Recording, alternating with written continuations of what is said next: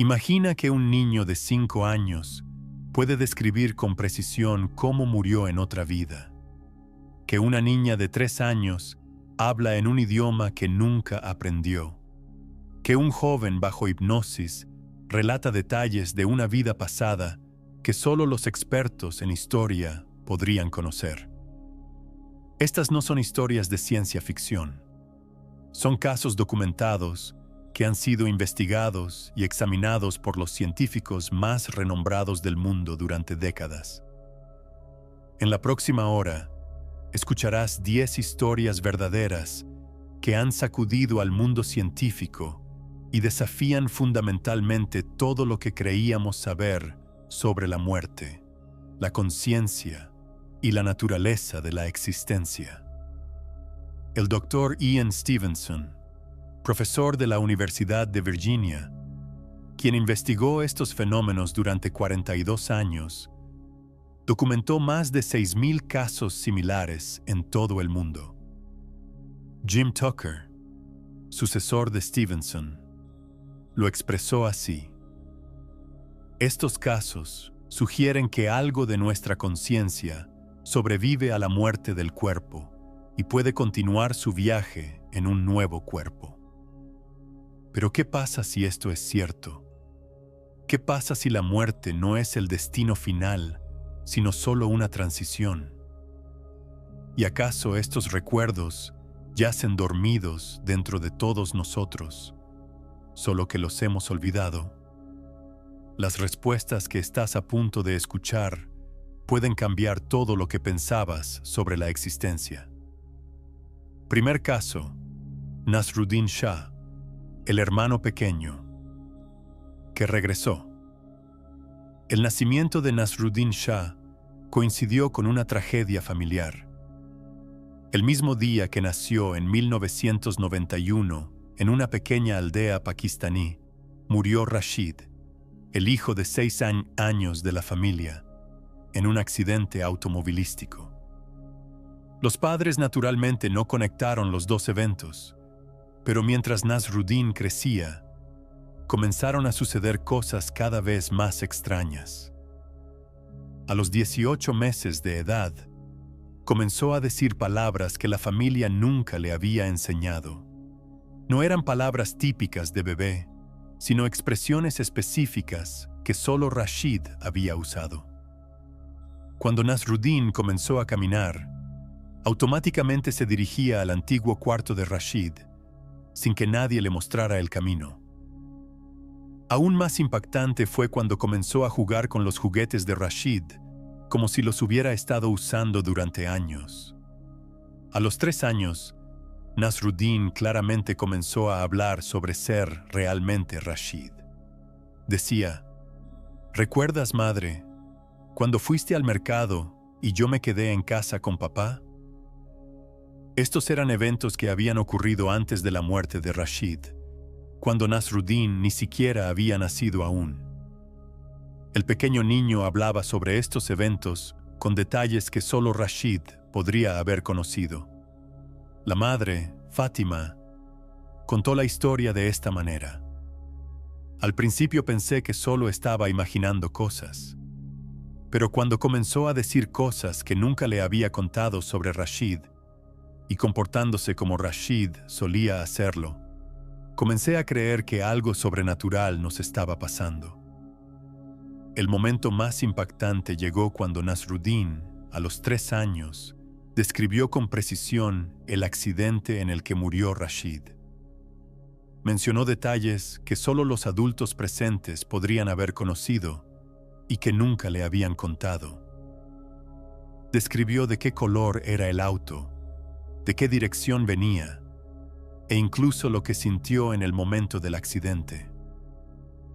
El doctor Khalid Rahman, quien examinó el caso, documentó el comportamiento y las declaraciones de Nasruddin durante 18 meses.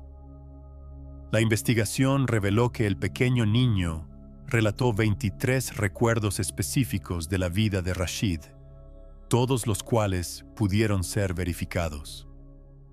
Según el profesor Rahman, Este caso es particularmente interesante porque ocurrió dentro de la misma familia, así que podemos descartar la posibilidad de fraude. Segundo caso, Elena Markova, la mujer búlgara que vivió como aristócrata rusa. Elena Markova comenzó a visitar a un hipnoterapeuta de regresión, el Dr. Dmitry Petrov, en Sofía a los 29 años. El objetivo de Elena era tratar de entender por qué tenía una atracción tan fuerte hacia la cultura rusa, a pesar de nunca haber estado en Rusia y de que su familia no tenía conexión con la cultura rusa. Durante la hipnosis, Elena se transformó en una personalidad completamente diferente. Comenzó a hablar con acento ruso y usando palabras que fueron comunes en Rusia a finales del siglo XVIII y principios del XIX.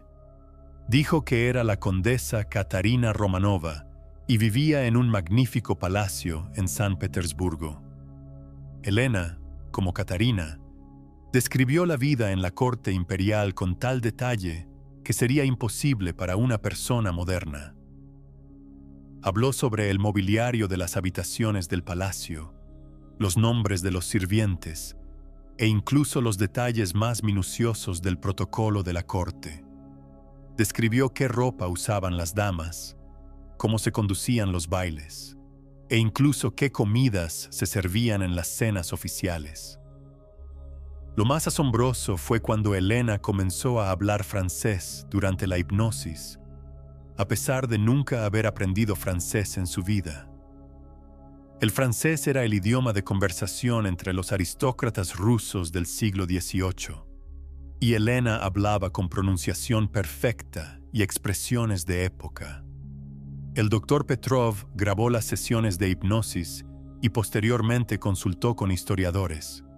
El profesor Yuri Volkov, historiador de la Universidad de Moscú, comentó: "Lo que Elena dice es asombrosamente preciso. Conoce detalles sobre la vida cortesana de esa época que solo los historiadores más preparados conocen, particularmente en términos de costumbres gastronómicas y protocolo de vestimenta, muestra un conocimiento que es casi increíble". En el caso de Elena, fue particularmente notable que su personalidad cambió completamente durante la hipnosis. Mostró comportamiento orgulloso y aristocrático, y hablaba como si realmente fuera una condesa. Incluso su postura cambió, e hizo gestos que se referían a la etiqueta de la corte de esa época.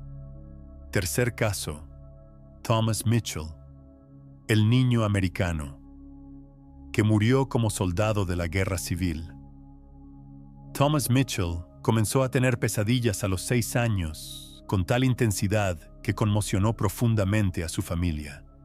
El pequeño niño se despertaba por las noches gritando: «¡Ayuda! ¡No quiero morir! ¡Mi pierna! ¡Mi pierna!». Estas pesadillas eran tan realistas que Thomas a menudo no podía volver a dormirse durante horas. No había nadie en la familia con antecedentes militares, y Thomas nunca había visto películas de guerra. Sin embargo, hablaba sobre la Guerra Civil Americana con tal detalle que sería inconcebible para un niño de 6 años. Sabía qué armas se usaban, cómo se veían los uniformes, e incluso hablaba sobre rangos militares. Thomas dijo que era William Henderson, un soldado del norte que murió en la batalla de Gettysburg. Describió cómo le dispararon la pierna con una bala de cañón y cómo murió en el campo de batalla. Conocía tales detalles sobre la batalla que solo un historiador podría saber. Sus padres, John y Mary Mitchell, inicialmente pensaron que Thomas estaba leyendo demasiado sobre historia, pero el pequeño niño nunca había mostrado interés en la historia. De hecho, cuando trataron de darle libros de historia, Thomas los rechazó, diciendo: «No quiero leer sobre esto, duele demasiado». El doctor Michael Harrison, psicólogo infantil que examinó el caso de Thomas, declaró: «El conocimiento de Thomas sobre la guerra civil excede por mucho lo que esperaríamos de un niño de 6 años.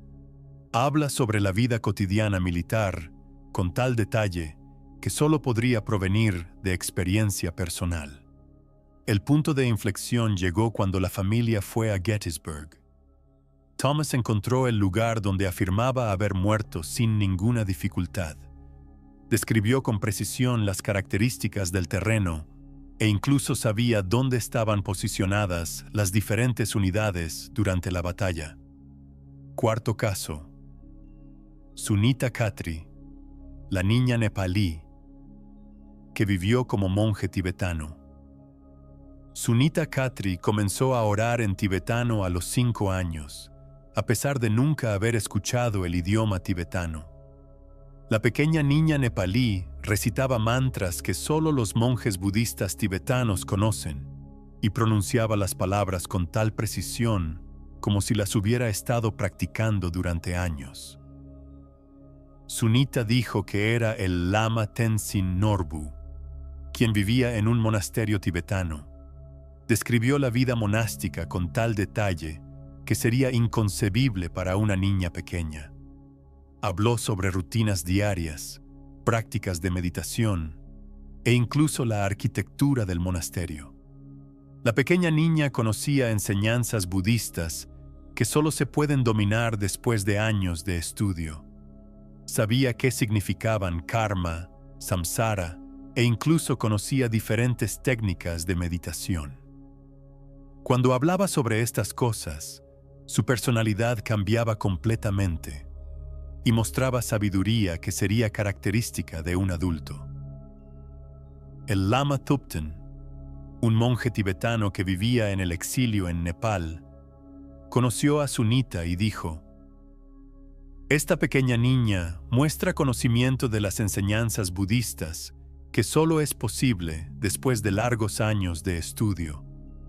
Cuando me habla en tibetano, su pronunciación es perfecta y usa expresiones que solo los monjes conocen». En el caso de Sunita, fue particularmente notable que la pequeña niña naturalmente se comportaba como lo haría un monje tibetano. Automáticamente se acercaba a los monjes mayores con respeto y sabía exactamente cómo realizar rituales budistas. El momento más impactante llegó cuando Sunita describió las circunstancias de su propia muerte. Dijo que murió en un camino de montaña cuando una avalancha golpeó parte del monasterio. Habló sobre este evento con tal detalle como si hubiera ocurrido ayer. Quinto caso. Marco Benedetti, el hombre italiano que sirvió como sacerdote egipcio. Marco Benedetti comenzó a buscar respuestas a los 33 años sobre por qué tenía una atracción tan natural hacia la cultura egipcia. Desde la infancia, se sentía como en casa en los museos egipcios y quería hablar en un idioma que no conocía. Durante una hipnosis de regresión, Marco recordó una vida en el antiguo Egipto, donde era un sacerdote llamado Khenti-Min en Tebas. Bajo hipnosis, habló sobre la religión y rituales egipcios con tal detalle que sería imposible para una persona moderna. Marco describió el interior de los templos, la rutina diaria de los sacerdotes e incluso el proceso de momificación con tal precisión como si lo hubiera realizado personalmente. Habló sobre cómo preparaban a los muertos para el viaje al más allá y qué oraciones se decían durante las ceremonias. La doctora Francesca Rossi, egiptóloga que examinó el caso de Marco, declaró: «El conocimiento de Marco sobre la religión y cultura del antiguo Egipto excede por mucho lo que un profano podría saber. Conoce detalles que solo se pueden encontrar en literatura especializada y los presenta de tal manera como si tuviera experiencia personal». Durante la hipnosis, Marco comenzó a dibujar signos jeroglíficos, a pesar de nunca haber aprendido escritura egipcia. Los signos que dibujó formaban textos significativos y mostraban estructura gramatical característica del idioma egipcio antiguo. Si has encontrado estas historias interesantes hasta ahora y te gustaría ver más contenido similar, por favor suscríbete al canal y dale me gusta también. Ahora continuemos con el siguiente caso fascinante. Sexto caso. Priya Sharma, la mujer india que fue una guerrera vikinga. Priya Sharma comenzó a investigar a los 27 años por qué se sentía tan extraña en su propia cultura. La mujer india siempre había sido atraída a las culturas del norte y a menudo soñaba con paisajes helados y barcos largos. Durante hipnosis de regresión, Priya recordó una vida en el siglo IX, donde era un guerrero vikingo llamado Erik Bloodaxe. Bajo hipnosis, su comportamiento cambió completamente. Se volvió más agresiva y comenzó a hablar en un idioma similar al nórdico antiguo. Priya, como Erik, habló sobre la cultura vikinga con tal detalle que sería imposible para una mujer india. Sabía cómo se construían los barcos vikingos, qué armas usaban, e incluso habló sobre la religión vikinga con tal conocimiento como si hubiera crecido en ella. La mujer describió incursiones vikingas, cómo procedía un ataque y cómo era la vida en los barcos largos. Habló sobre cómo dividían el botín y qué leyes gobernaban la sociedad vikinga. El doctor Lars Andersen, historiador escandinavo, comentó sobre el caso de Priya. Lo que esta mujer sabe sobre la cultura vikinga es asombroso. Conoce detalles que solo están en la conciencia de los expertos vikingos más sofisticados. Habla sobre técnicas de construcción naval y tácticas de combate con tal detalle que es increíble. En el caso de Priya, fue particularmente notable que bajo hipnosis mostró comportamiento completamente masculino. Hizo movimientos que indicaban mentalidad guerrera e incluso su voz se volvió más profunda. Séptimo caso. David Kowalski, el hombre polaco que fue un chamán nativo americano. David Kowalski se acercó a un terapeuta de regresión a los 41 años porque había sentido toda su vida que había algo que no sabía sobre sí mismo. Siempre había sido atraído a la naturaleza y quería realizar rituales que no conocía. Durante la hipnosis, David recordó una vida en la América del siglo XVIII, donde vivía como águila blanca y era un chamán de la tribu Cherokee. Bajo hipnosis, habló sobre la cultura nativa americana tan naturalmente como si hubiera crecido en ella. David describió la vida tribal, ceremonias chamánicas e incluso medicina nativa americana con tal detalle que sería imposible para un hombre polaco. Habló sobre cómo hacían medicinas de plantas y qué rituales usaban para curar a los enfermos. Bajo hipnosis, el hombre comenzó a cantar canciones en un idioma similar al Cherokee. La doctora María González, experta en culturas nativas americanas, declaró: "El canto de David y las palabras que usa son realmente reminiscentes del idioma Cherokee. Esto es particularmente asombroso porque el Cherokee es muy complejo y pocas personas lo hablan". En el caso de David, fue particularmente notable que incluso después de la hipnosis, mantuvo su conexión especial con la naturaleza. Comenzó a hacer trabajo de sanación usando métodos que afirmaba haber aprendido en sus vidas chamánicas. Octavo caso. Liu Wei, el hombre chino, que vivió como noble escocés. Liu Wei buscó al Dr. Zhang Li en Shanghái a los 35 años, porque a menudo soñaba con castillos y paisajes escoceses, a pesar de nunca haber estado en Escocia. El hombre chino a menudo se sentía extraño en su propia cultura. Durante hipnosis de regresión, Liu Wei recordó una vida en la Escocia del siglo XVI, donde vivía como Alexander MacLeod y era miembro de un pequeño clan escocés. Bajo hipnosis, comenzó a hablar con acento escocés y usando palabras que se referían al idioma escocés antiguo. Liu Wei describió el castillo MacLeod con tal detalle como si hubiera vivido allí. Habló sobre las relaciones entre miembros del clan, tradiciones escocesas, e incluso sabía cosas sobre gaitas.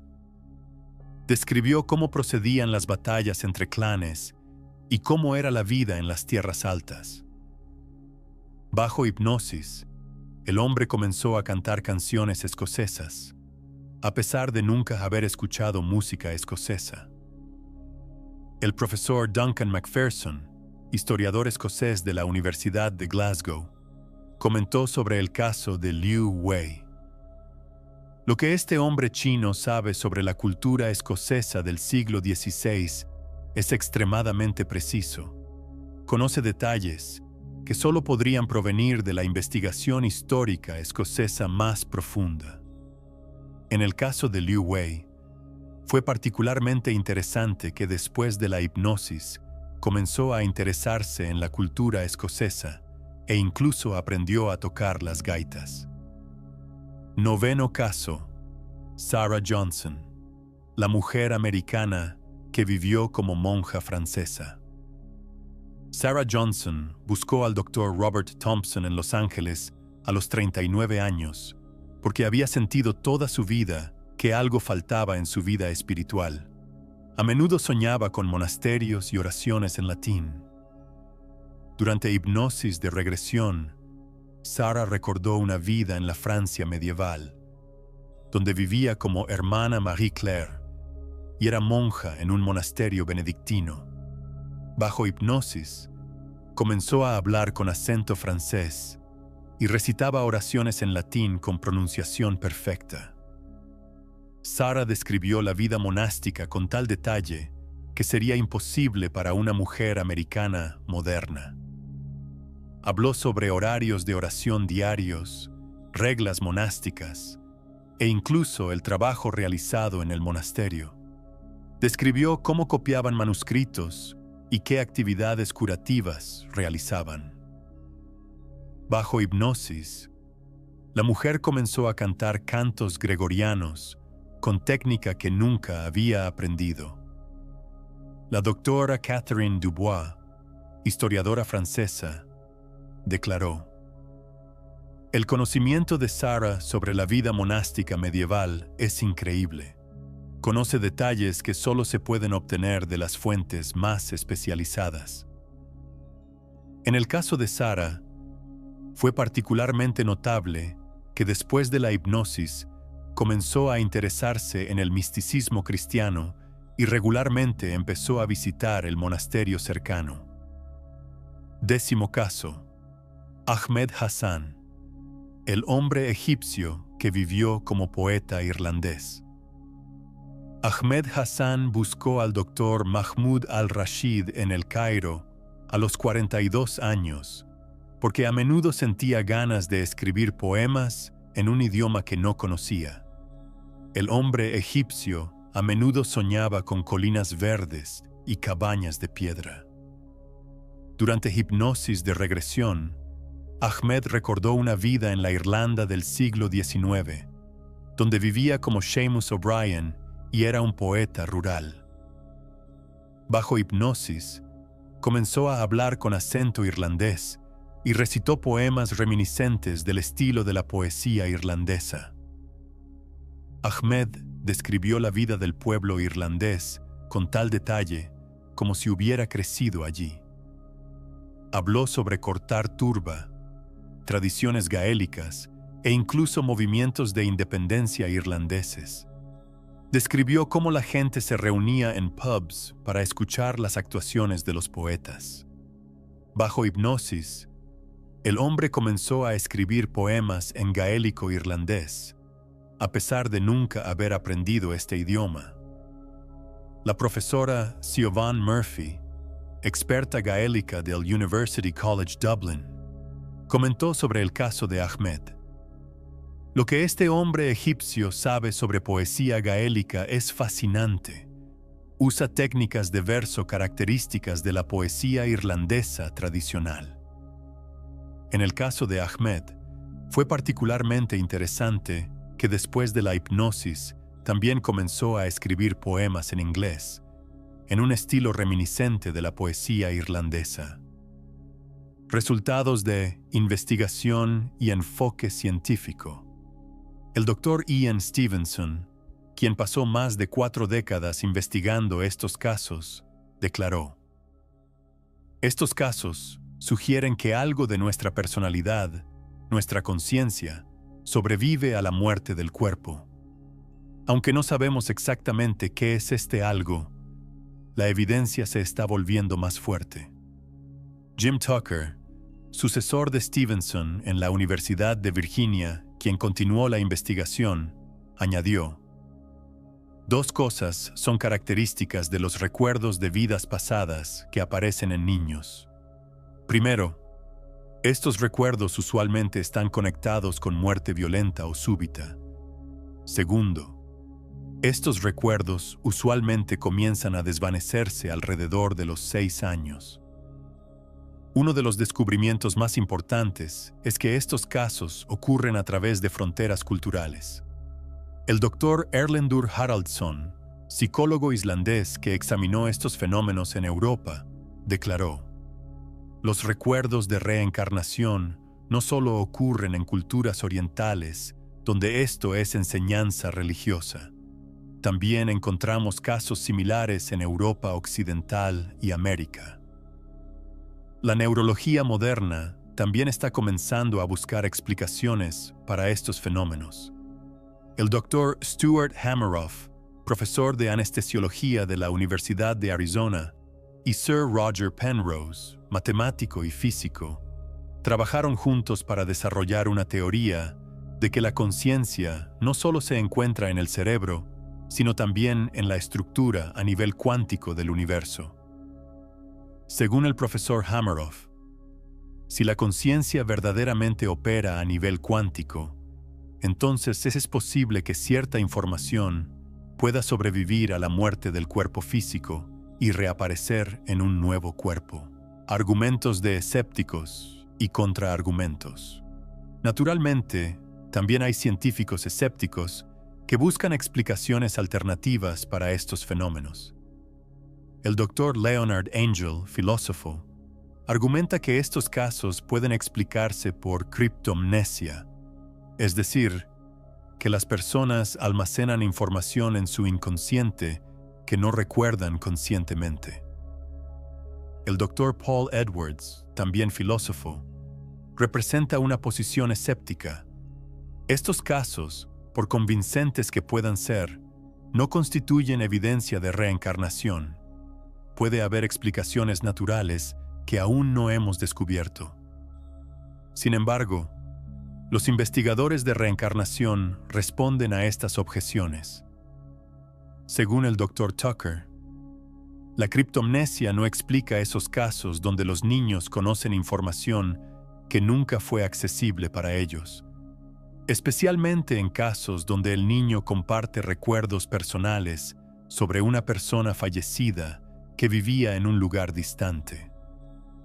El Dr. Stevenson también enfatizó: no afirmamos que estos casos prueben la reencarnación, pero sí afirmamos que estos casos sugieren que algo sobrevive a la muerte del cuerpo, y este algo vale la pena investigar seriamente. Análisis profundo. ¿Qué significan estas historias? Si estas historias son ciertas, entonces necesitamos reconsiderar fundamentalmente la naturaleza de la existencia humana. El Dr. Michael Newton, quien condujo hipnosis de regresión en más de 7,000 personas, declaró: estos casos sugieren que la muerte no es el final, sino una transición. La conciencia continúa su viaje y gana nuevas experiencias a través de vidas cada vez más nuevas. Pero, ¿por qué solo algunas personas recuerdan estas vidas pasadas?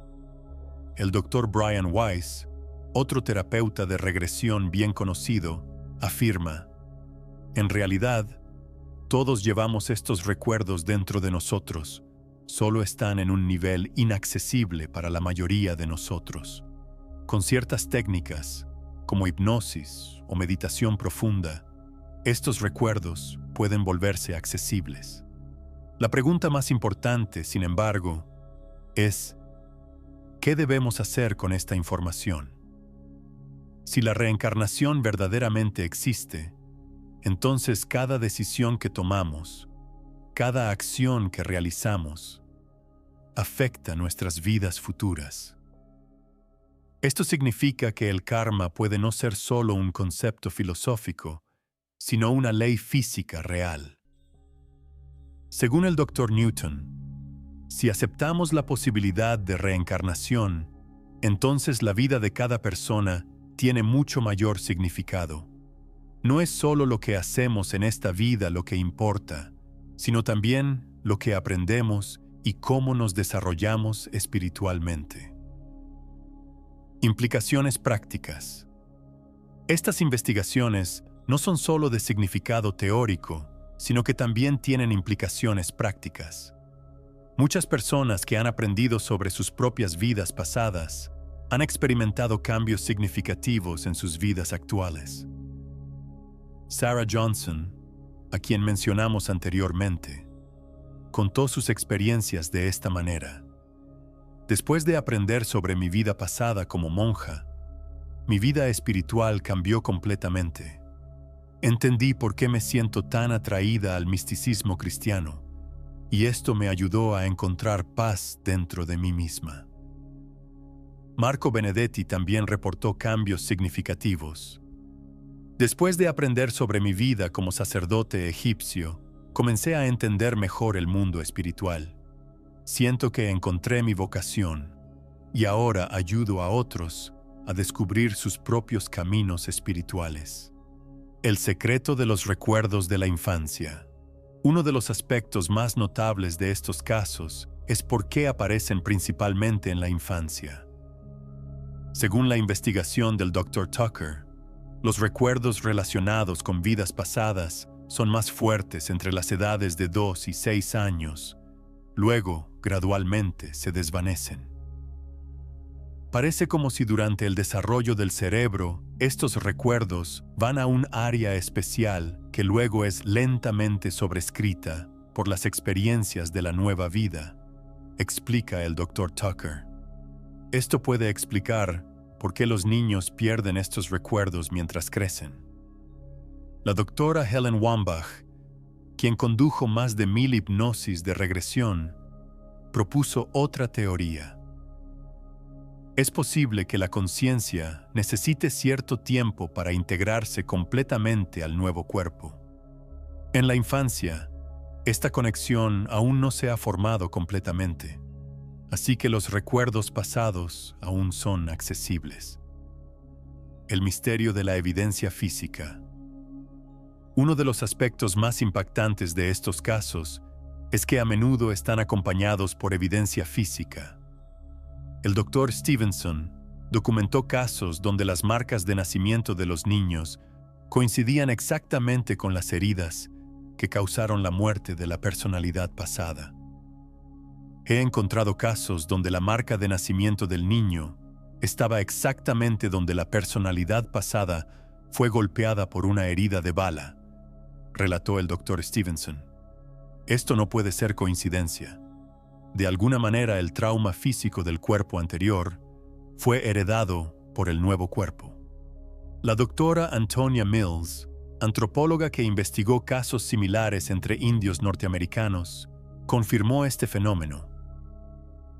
Entre los indios Tlingit es común que las marcas de nacimiento de los recién nacidos coincidan con las heridas de miembros de la familia recientemente fallecidos. Este es un fenómeno natural en su cultura. Misterios lingüísticos. Uno de los aspectos más difíciles de explicar de estos casos es que los niños a menudo hablan en idiomas que nunca aprendieron. Este fenómeno, que los investigadores llaman xenoglosia, representa evidencia particularmente fuerte para la reencarnación. La doctora Sarah Thomason, lingüista de la Universidad de Michigan, comentó sobre estos casos. El aprendizaje de idiomas es un proceso extremadamente complejo que toma años completar. Para un niño hablar espontáneamente un idioma extranjero, conociendo también sus reglas gramaticales, es prácticamente imposible por medios naturales. El caso de Liu Wei es particularmente notable desde esta perspectiva. Bajo hipnosis, el hombre chino usó un dialecto escocés característico del siglo XVI. El Dr. James Robertson, lingüista escocés, declaró: "Lo que Liu Wei habla es un dialecto escocés que nadie habla hoy. Estas formas de lenguaje solo se pueden encontrar en documentos históricos". Universalidad cultural. La investigación del Dr. Haraldson mostró que estos casos no se limitan a ciertas culturas. Inicialmente pensamos que estos fenómenos solo ocurrían en culturas donde la reencarnación es enseñanza religiosa, pero resultó que encontramos casos similares en Islandia, Noruega e incluso en Estados Unidos. Esto sugiere que la reencarnación puede no ser una construcción cultural, sino un fenómeno natural real. El Dr. Stevenson declaró: "Si estos casos fueran el resultado de influencia cultural, solo ocurrirían en ciertas regiones, pero como se pueden encontrar mundialmente, sugieren que estamos tratando con algún tipo de fenómeno universal". Metodología científica. Uno de los mayores desafíos en la investigación de reencarnación es mantener rigor científico. El Dr. Stevenson y sus seguidores desarrollaron protocolos precisos para examinar casos. Verificamos al menos 25 piezas diferentes de datos con respecto a cada caso, explicó el Dr. Tucker. Estos incluyen el momento de las declaraciones del niño, el contenido de las declaraciones, el trasfondo familiar y detalles de la vida de la supuesta personalidad pasada. Durante su trabajo, el Dr. Stevenson documentó más de 3,000 casos en detalle.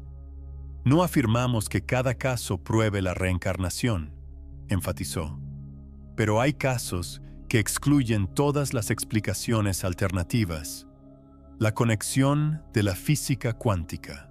La física moderna está desarrollando más y más teorías que serían compatibles con el fenómeno de la reencarnación. El Dr. Amit Goswami, físico cuántico, declaró: "La mecánica cuántica muestra que la conciencia no es un subproducto de procesos materiales, sino que juega un papel fundamental en dar forma a la realidad". El Dr. Henry Stapp, físico de la Universidad de California, Berkeley, también apoya la teoría de que la conciencia puede sobrevivir a la muerte del cuerpo físico. Según la física cuántica, la información no puede ser destruida. Si la conciencia consiste de información, entonces es lógico que podría sobrevivir a la muerte del cuerpo de alguna forma. Este marco teórico da nueva perspectiva a los casos de reencarnación. Según el Dr. Hameroff, si la conciencia verdaderamente opera a nivel cuántico, entonces los recuerdos de vidas pasadas podrían almacenarse como información cuántica y volverse accesibles nuevamente bajo ciertas circunstancias. Aplicaciones terapéuticas. Más y más terapeutas están usando regresión de vidas pasadas en el tratamiento de pacientes.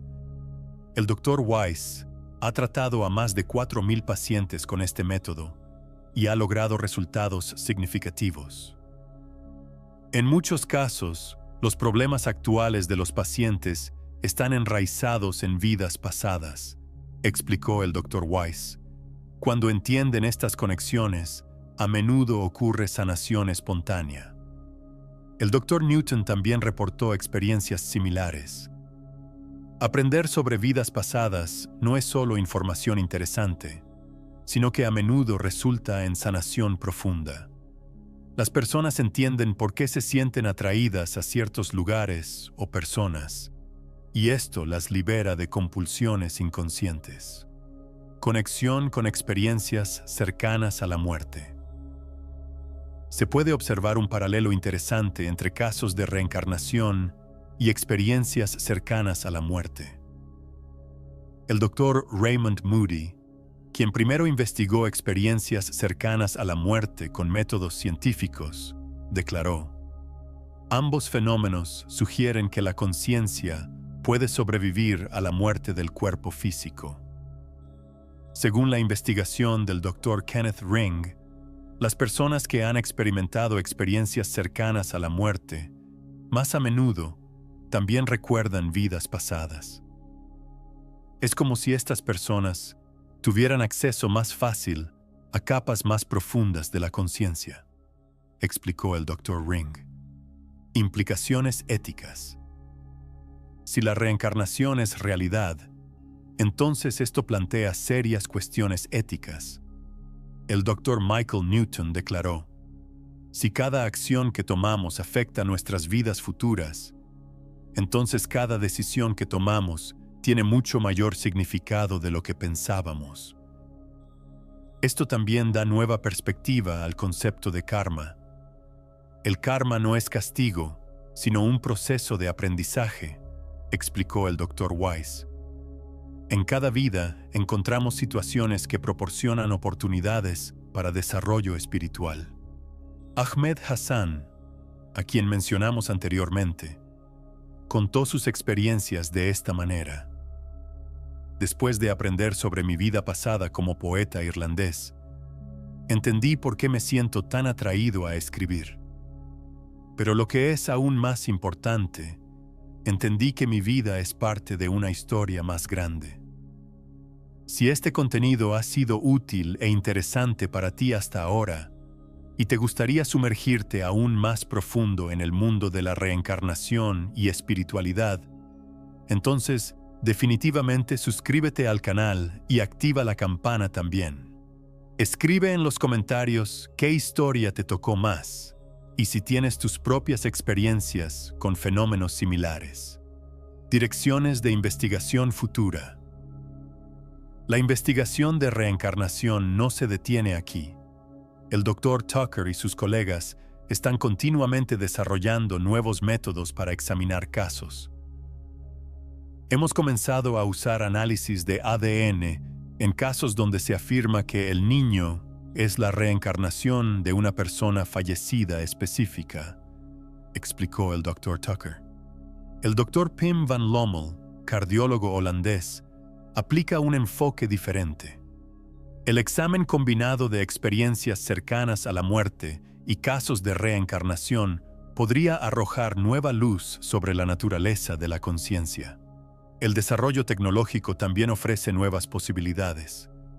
El Dr. Eben Alexander, neurólogo que él mismo experimentó una experiencia cercana a la muerte, declaró: las técnicas modernas de investigación cerebral podrían ayudarnos a entender cómo se conecta la conciencia al cerebro y qué pasa en el momento de la muerte.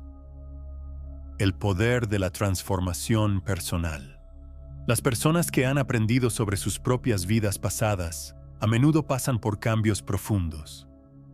David Kowalski, cuyo pasado chamán Cherokee mencionamos, contó su transformación de esta manera.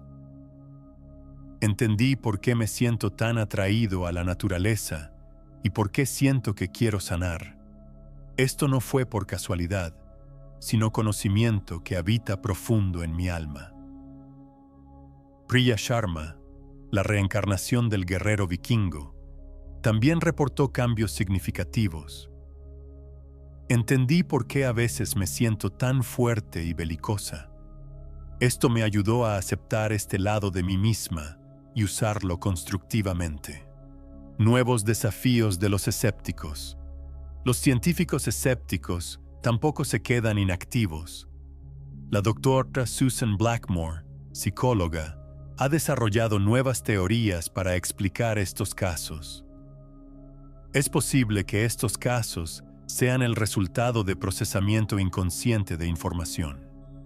El cerebro puede ser capaz de conectar información de diferentes fuentes e interpretarla como una vida pasada coherente. El Dr. Christopher French, psicólogo de Goldsmiths, University London, también busca explicaciones alternativas. Estos casos podrían ser el resultado de una combinación de influencia parental, expectativas culturales y coincidencias aleatorias. Sin embargo, los investigadores de reencarnación continúan fortaleciendo sus argumentos. Según el Dr. Tucker, estas explicaciones alternativas no pueden dar cuenta de los aspectos más importantes de los casos, como xenoglosia, o casos donde el niño conoce información que nunca fue accesible para ellos. La pregunta última: ¿qué significa esto para nosotros? Si estas historias son ciertas, entonces todo lo que pensábamos sobre la vida, la muerte y el propósito de la existencia necesita ser reconsiderado. No somos seres aislados que viven solo una vez en esta tierra. Somos realmente almas eternas que vagan a través del tiempo y el espacio, aprendiendo y desarrollándose en cada vida. Esta realización puede traer cambios profundos a nuestras vidas. Si sabemos que cada acción que tomamos, cada decisión que hacemos, afecta nuestras vidas futuras, entonces podemos vivir mucho más conscientemente. Si entendemos que la muerte no es un final, sino una transición, entonces la tememos menos. El Dr. Newton resumió el significado de esto. Aprender sobre vidas pasadas no es solo una aventura interesante. Es un camino al autoconocimiento que nos ayuda a entender quiénes realmente somos y cuál es nuestro propósito en esta vida. Sarah Johnson, cuyo pasado de monja mencionamos, concluyó su propia historia de esta manera. Entendí que cada persona que conozco puede ser parte de mi propio viaje del alma. Tal vez nos hemos encontrado en vidas anteriores también. Esto da una nueva dimensión a cada relación humana. En el umbral de la revolución científica, el Dr. Gary Schwartz, profesor de la Universidad de Arizona, cree que la investigación de reencarnación representa el comienzo de un nuevo paradigma científico. Así como la física cuántica cambió la visión del mundo de la física, la evidencia de supervivencia de la conciencia podría cambiar los fundamentos de la biología y psicología. El Dr. Rupert Sheldrake, biólogo, también ve estas investigaciones como marcando el comienzo de una nueva era. Si la conciencia verdaderamente sobrevive a la muerte del cuerpo, entonces necesitamos incorporar esto en nuestra visión científica del mundo. Esto no solo significa reconocer la reencarnación, sino repensar toda la ciencia natural. Pensamientos finales. El viaje eterno. Estas 10 historias son solo la punta del iceberg. En todo el mundo, miles de casos similares esperan descubrimiento y examen científico. Cada caso es una nueva pieza del rompecabezas que podría mostrarnos la verdadera naturaleza de la conciencia. Si tú también has sentido déjà vu, si has sido atraído a alguna cultura o lugar sin ninguna razón lógica, si en tus sueños has visto lugares extranjeros que aún parecían familiares, entonces tal vez tú también cargas fragmentos de recuerdos de vidas pasadas dentro de ti. La cuestión de la reencarnación no es solo una curiosidad filosófica. Esta es una de las preguntas más importantes que la humanidad haya enfrentado jamás. Si es cierta, entonces da nuevo significado a la vida de cada persona. Si no es cierta, aún inspira a las personas a pensar más profundamente sobre la naturaleza de la existencia. Marco Benedetti, la reencarnación del sacerdote egipcio, concluyó su propia historia de esta manera. Ya no temo a la muerte. Sé que es solo una transición, y estoy emocionadamente esperando ver qué pasará en mi próxima vida. Liu Wei, con su pasado de noble escocés, añadió: entendí que cada persona que conozco podría ser un viejo amigo o enemigo de otra vida.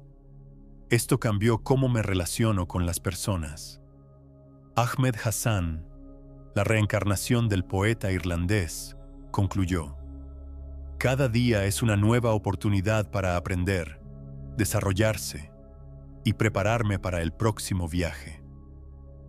Priya Sharma, la guerrera vikinga, finalmente dijo: pensé que era solo una mujer india simple. Luego entendí que soy una viajera del alma eterna que ya ha vivido en muchas formas diferentes. Esto me liberó de todas las limitaciones. David Kowalski, el chamán Cherokee, resumió: encontré mi verdadera vocación. No es casualidad que me sienta atraído a la sanación. Este es el conocimiento profundamente arraigado de mi alma. Si estas historias te han tocado, si tienes curiosidad sobre tus propias vidas pasadas, o si simplemente quieres saber más sobre la naturaleza de la conciencia, entonces sigue nuestro canal. Aquí regularmente compartimos historias similares, enseñanzas espirituales y los últimos resultados de la investigación de la conciencia. Recuerda, cada día es una nueva oportunidad para desarrollarte, aprender y prepararte para ese viaje que puede haber estado ocurriendo durante milenios. Los recuerdos del pasado pueden proporcionar guía, pero el momento presente es donde verdaderamente vives. Usa este tiempo sabiamente, porque puede ser solo una parada en el viaje infinito de tu alma.